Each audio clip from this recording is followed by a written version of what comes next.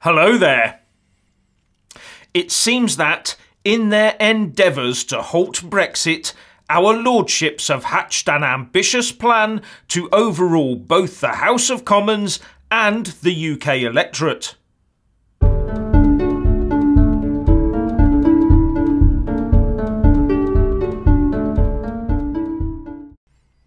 The former MP Douglas Hogg, now Viscount Hailsham the Younger, has put down amendments to the EU Withdrawal Bill designed to place the power over Brexit in the hands of those in the upper house.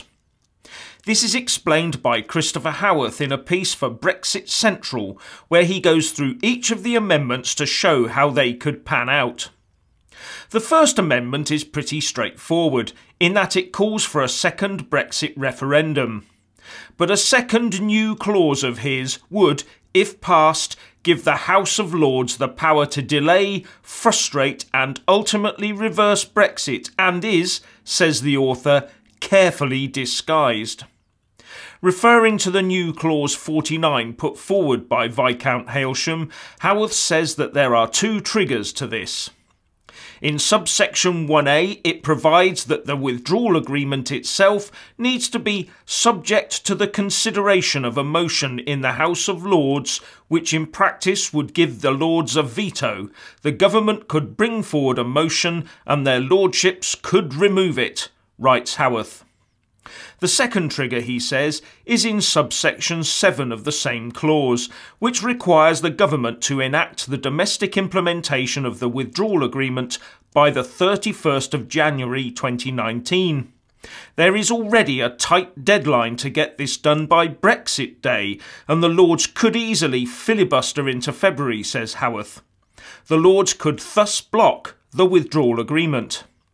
Then the Lords would point to subsection 5 that says, Her Majesty's Government must follow any direction in relation to the negotiations under Article 50(2) of the Treaty on European Union, which has been A. approved by a resolution of the House of Commons, and B. subject to the consideration of a motion in the House of Lords. So, if the Lords vetoed the withdrawal agreement and the government tried to proceed with a no-deal Brexit, the opposition could amend it, but the Lords could also veto it. This could force an extension to any EU-UK talks, with the UK probably having to pay a very heavy price for it. That is their Lordship's plan, writes Howarth. Throw as much mud as possible into the system and hope it fails. Such a strategy would, of course, wreak immeasurable damage to the government's negotiating position. Why would the EU offer a deal when the Lords can help deliver an even better one for the EU?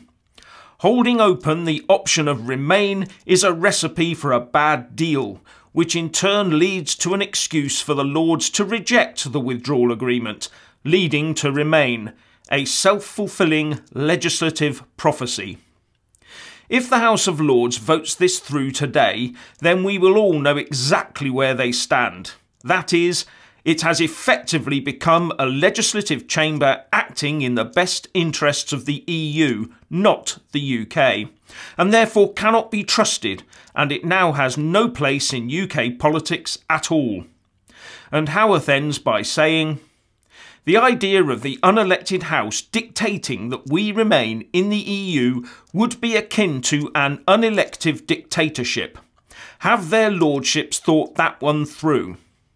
My answer to that is, yes, they have, and we should act to abolish the whole sorry thing at the earliest opportunity.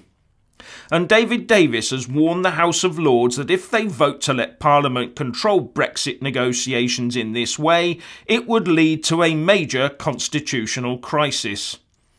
In an exclusive article for The Sun, he writes, When all is said and done, I'm a parliamentarian before a minister, and a Democrat before a Conservative. But there is a clear distinction between the important work of revising legislation and attempting to overturn the referendum result to keep the UK inside the European Union, in direct opposition to the British people, and pointing out that these amendments give Parliament a vote before the negotiations have ended and that they put in artificial deadlines and micromanagement clauses, they were nonsensical. And exactly as Christopher Howarth pointed out, David Davis writes, "This would give the EU Commission a clear incentive to delay the negotiations or present unacceptable propositions until the deadline had passed and the government is stripped of its ability to negotiate freely." And right on cue, Michel Barnier, the EU chief Brexit negotiator, is today demanding that the Irish border question be sorted by June or the talks will collapse. He repeated recent declarations that unless Britain came up with fresh thinking on how to avoid a hard border by the June EU Council summit, further talks are in danger of collapsing, reports The Guardian. As far as I'm concerned, the Irish border question is being used as a cheap bargaining chip, with hopes that continual reference to the Good Friday Agreement will make the UK cower into submission. So it's good to see Dr Graham Gudgeon and Ray Bassett saying the same thing in Policy Exchange, referring to the EU Commission and the Irish government together with their Remainer allies in London as using the Irish border as a weapon. And the authors say that the whole UK, including Northern Ireland, can leave the EU while avoiding a hard border and preserving the Good Friday Agreement.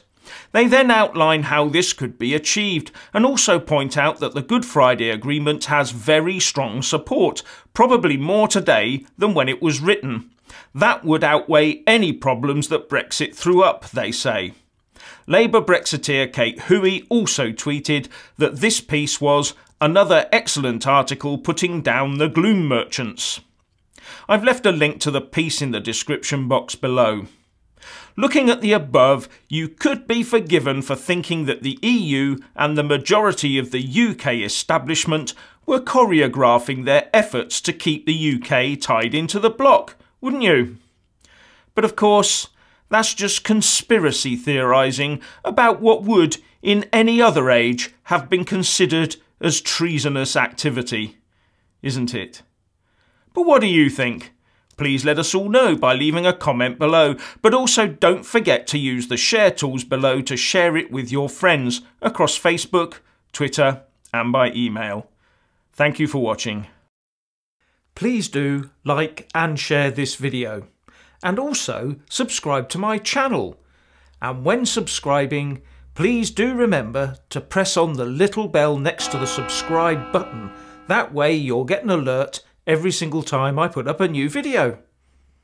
Thank you very much for watching.